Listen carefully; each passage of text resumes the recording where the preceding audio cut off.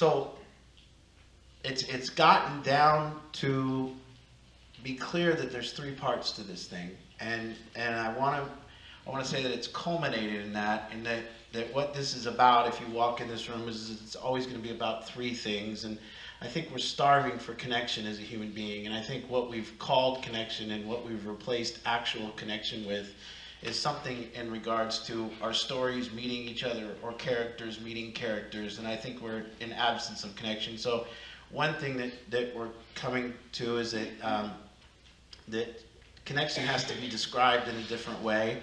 And the second part of this thing that it's about is about individual transformation. And the third part that it's about accountability.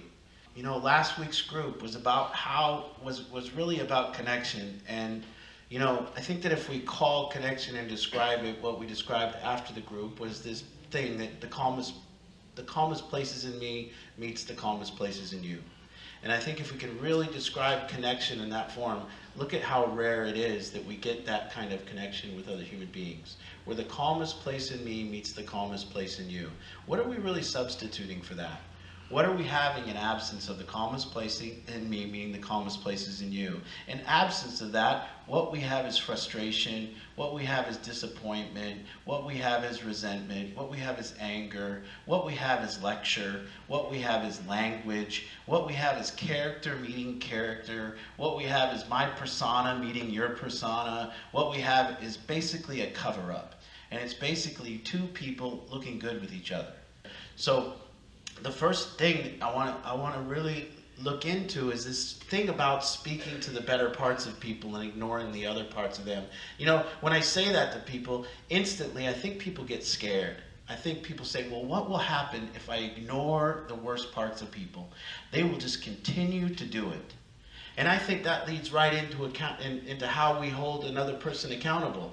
And that will lead right into what the third part is, and that's transformation. And I think the idea that we hold people accountable with something other than our own way of being is insane. See, we think we hold other people accountable because we set a certain standard and we want them to meet that standard. But that's not the truth. The way that I found that we hold the people accountable is we be a certain way as a human being, that they set a higher standard around us. And because they set that higher standard for themselves, they're disappointed in themselves when they don't meet that standard. And then it's not really even a point where you have to go to them and speak to them about the worst parts of them, because they already know it. They already understand that they didn't meet the standard that they set for themselves. So the question that you have to ask in your own transformation is not why do they have this low standard for themselves. The question you need to ask is, how come they don't set a higher standard for themselves around you? What are you doing as a human being that you might be involved in dominating them? What are you doing with your criticism? And this idea that it's so hard to ignore the bad parts of people and speak to the worst parts of them. How difficult is it when somebody's done something wrong in your eyes? How difficult is it to not talk about that? And then actually they haven't met the standard that you've set for them?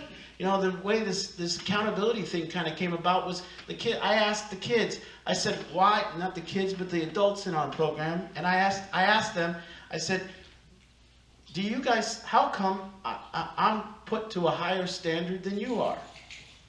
How come my behavior is held to a higher standard than yours is? And they said, because you're the teacher, because you're the person supposed to be guiding us. And I said, that's false. The reason why my standard is different than yours is the standard I set for myself is different from the standard you set for yours. And no one gets to become the teacher or do anything without a standard set for themselves that's higher than the ones that people aren't setting for themselves. And so this idea, I used to think that it was me keep people accountable to the standard I set for them. It's not true anymore. In fact, we don't discuss a standard that I set for anybody. I see what right now through my own personal transformation. And when I say transformation, let's clarify what I mean about that. I mean simply one thing. Insecure energy turning into secure energy.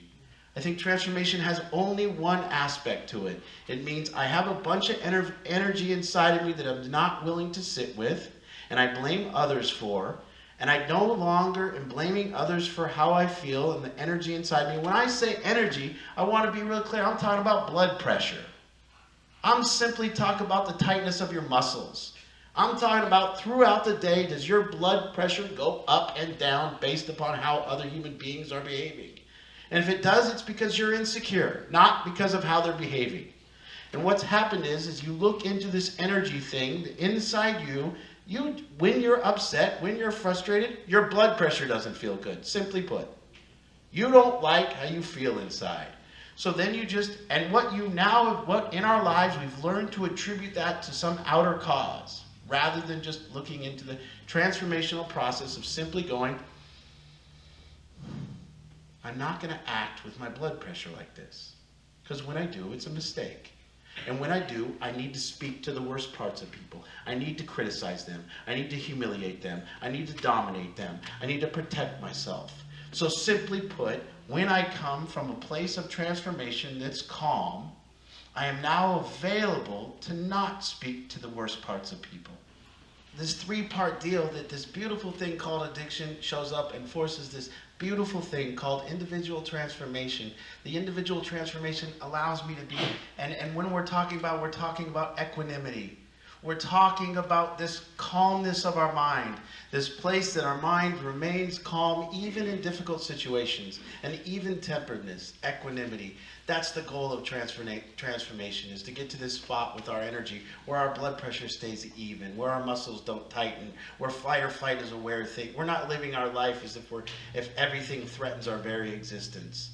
You know, for a long time I lived my life like everything was threatening my very existence, meaning what somebody said and words and what they did and this thing, and I lived in an uproar as if everything threatened my very existence. And that's a traumatic way to live.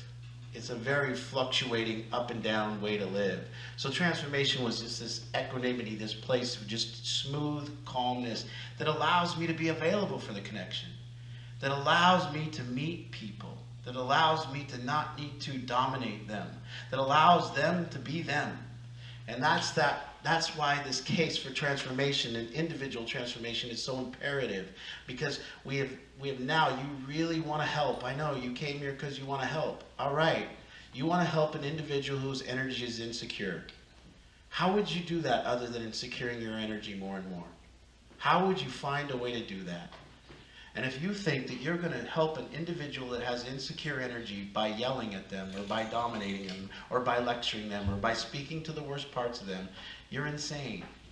And that's your own insanity that we need to work on. So we talk about transformation, which allows for this thing called connection.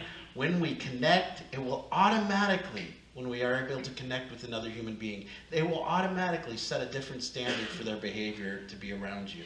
They will set that standard. And you really have to ask yourself what you're getting in place of connection. And so we get people that aren't connecting, and it's just a game of being right and not being wrong, and a game of looking good. And that's what we're getting, in absence of connection. And then we're trying to hold people accountable to a standard that we're not even meeting for ourselves. We want everybody, that's what we want for other people. We want them to live in equanimity, but we don't do it ourselves. We want them. I've heard so many people say unconditional love. Who do you give it to? How could it possibly be that you give it, and not unconditional love like a concept, not unconditional love like a theory, not unconditional love like, of course I love you, I'll fucking pay for your treatment, not like that. I'm talking unconditional love like an experience, like you have with your dog, like you have with your cat. Don't tell me you're capable of it. I don't buy it.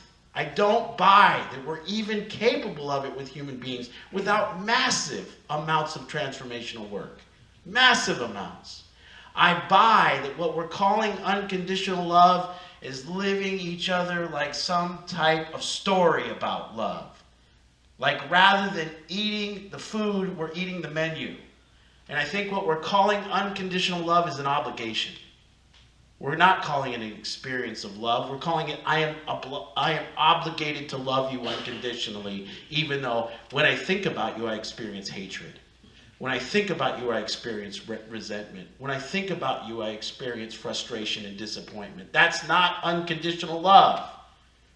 And if you can answer that question honestly, you're probably going to say to yourself, I can't love anybody unconditionally. There's always conditions.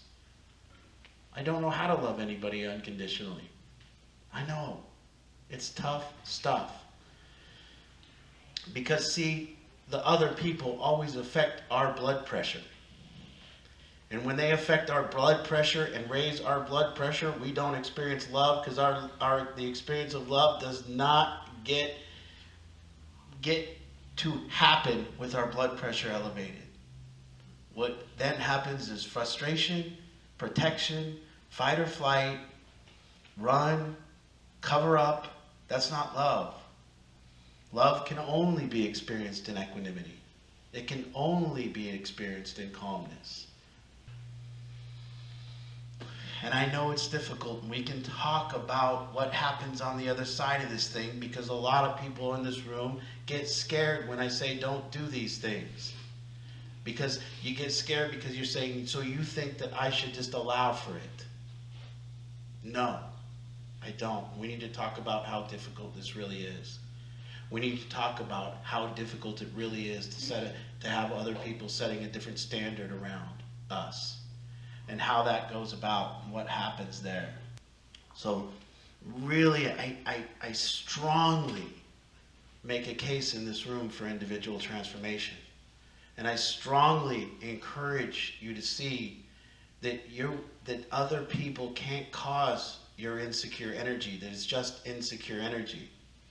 And as long as you go about the business of blaming other people for it, we don't get any better.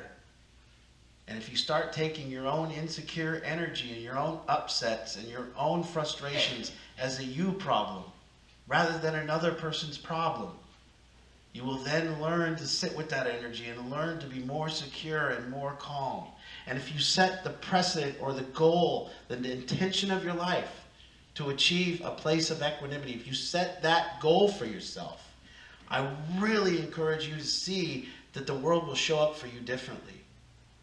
That you will finally get to a place of true connection that you might not have had for a long time. I didn't know it was going to happen. I didn't know that I didn't know how to connect with people. I didn't even know that. And believe me, as it gets better, the information is coming and the learning is coming in so quickly. By next year, this won't sound the same. It will be better. Because of this three-pronged process that we continue to engage in, the process of individual transformation, the process of improving connections with human beings, and really holding ourselves accountable for improving those connections, and never letting ourselves off the hook with blaming and complaining against the other person, and actually setting this up, that this is what it's about, and then seeing the beauty in just human beings not just raising a standard around us, and then and the beauty to see a human being that's disappointed in themselves because they didn't meet the standard, and having that be enough. So we're really developing this capability, and the information is coming in quickly, and we're learning quickly, and it's going to sound different next year, but this year has been about that learning, that this is what this is. And I hope you take this home to your families, and I hope you say that our family is about individual transformation. Our family is about having each one of us set our own standard for ourselves and being accountable to our own standard that each one of us sets, because we're all on different parts of the journey. So my standard at 9 years sober cannot be the standard that you have at 6 months sober. There's no way we can even be at the same standard. And then to have each family setting this individual transformation as a priority, with connection being the goal after that, was saying, man, let's get to that place where there's no phones and there's no looking good going on and no domination going on, and just me with these calm eyes looking at you with that calm eyes, to the point of tears with each other, to the point that we really can't stop crying around each other because we're that connected. Really, that's beautiful. And to set all this up as a goal for the families that come here, and a goal for people in their lives, to say, man, my individual transformation and this work that I'm doing on securing energy has really led to this point where I don't do all that detrimental behavior of criticizing and belittling and using humor that's not funny and really dominating other people with passive aggressive and silent treatments and all the workings of that thing that we do to protect ourselves, and to get out of all that. It's so beautiful. So that's what this year has been about, to get to this culmination. And boy, what is it? Isn't it needed out in the community? Isn't it needed everywhere right now? Doesn't everybody need to be transforming as an individual? Doesn't everybody just need to be calming down a little bit? Doesn't everybody need to get out of the business of being right and get down to the business of actually solving things and making decisions? And what is going on that we can't? What is going on that, people are so into this business of being right? So this is the last one of the year that will be anything other than outside the sibling night, and next week will be sibling night. Sibling night, by the way, I might have described it in a bad way. It's really a beautiful experience. It's really very, very cool to see it come and see people be able to unload some stuff and maybe get something off their chest and maybe create a better bond, and it's really a beautiful thing. But this year was, wow, a great learning process. And then that's all that's happening here, is that we haven't went somewhere or done anything that we feel special about, other than we just keep learning and share the information that we're learning. And I think that the only thing that would differentiate that is that we just think that by next summer we need to be better, and we can continue to get better only through this process, through improving connection, improving our individual transformational work, and securing our own energy. And the more secure energy that we can bring to this process, we'll then be able to treat other people with that secure energy. And the more we can do that, we will connect deeper. And the more we'll do that, other people will want to raise their accountability around us and set a different standard for themselves. And I think that we're doing that. We're doing community work. And what is that show? We'll be on Thursday. 770. It's Saul Grady. It's all Paskey, isn't it? Paskey? 770. Mm-hmm. Is it Grady, really? Grady. Paskey. Saul Grady. Oh, Saul Paskey. No, Saul Spade. Spady. Saul Spady. Thursday. Thursday morning we'll be on that. We're gonna go on a little, and we're gonna go on a little kind of promotional thing or whatever, and part of what we're just trying to bring to the table is this accountability thing. I think that's what's lacking in the Washington state, is I think people aren't discussing how difficult it is to get this accountability piece.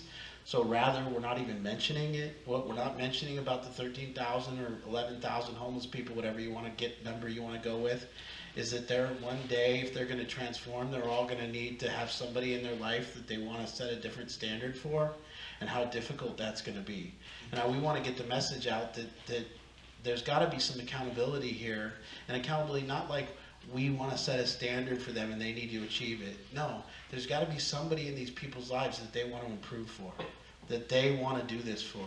And if they don't have that, every addict in this room, you should know, and I don't think that any of us would disagree. For me, it was very true that I did not get sober for myself.